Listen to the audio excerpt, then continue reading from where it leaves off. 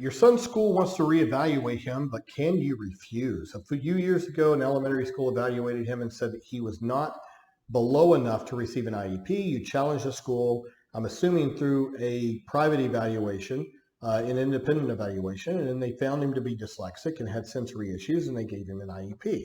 He is now 8th grade, and the new school is saying that it's been 3 years and he needs a new evaluation. Can you deny unless they send him to a dyslexic certified testing site? And the simple answer to that is no. The school, you got to follow sort of the first process you went through. A school has their right of first refusal. They can do their own in-house evaluations. They're required to do that at least every 3 years for every student that has an IEP, at least every 3 years. Why is that? Well, we want our children to progress. We don't want to over-identify students as requiring special education services if they don't really require special education services. So it's sort of checking the box to ensure that the child still requires specialized instruction, but then the second component to having evaluations is to ensure that we have proper baselines, proper present levels of performance so that we can develop good goals and so we understand what services need to be put into place. So there's sort of a twofold reason to evaluate.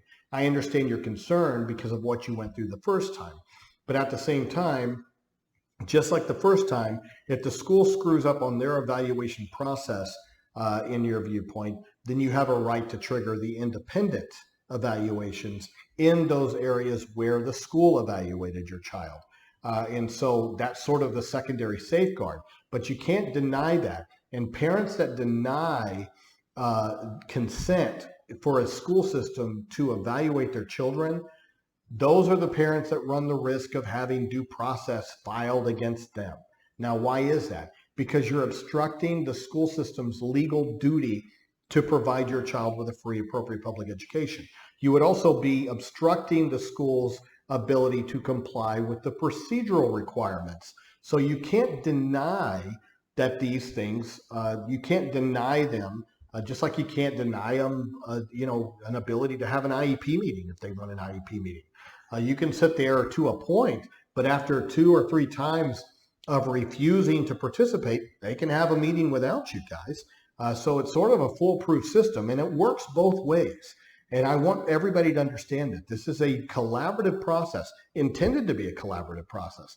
So as much as I have, schools that will intentionally obstruct and intentionally delay and intentionally play games, you don't want to be that parent either, because I know some of those parents that they will sit there and game the system also and refuse to provide consent to evaluate. It doesn't stop anything, guys. You can't obstruct a school system's legal responsibility to test and to provide services. And how do you provide services? You have to develop an IEP. So you can't obstruct those things. They can't even provide services for your child unless you provide consent. So you see where consent is such a central part of it. But if you refuse consent, it doesn't stop anything. They still have the right to do it. In your situation, they also have their right to do in-house evaluations because they're the ones with the legal duty to provide a FAPE. You can't dictate who they use until they do their own first. And then at that point, if you disagree, you can trigger an independent evaluation that the school system pays for, but you get to choose who the evaluators are. All right. So it is a tiered system of responsibility. It is a tiered layer of protection for our kids. At the same time, we need to respect the school system's right because they're the ones that hold 100% of the legal duty to provide our children with a FAPE.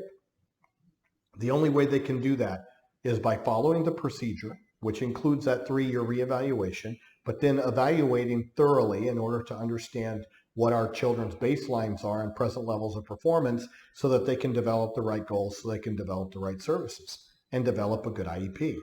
It all wraps up together, guys, but we don't ever want to be obstructionist in that process. There are safeguards that are in place to help protect us as parents.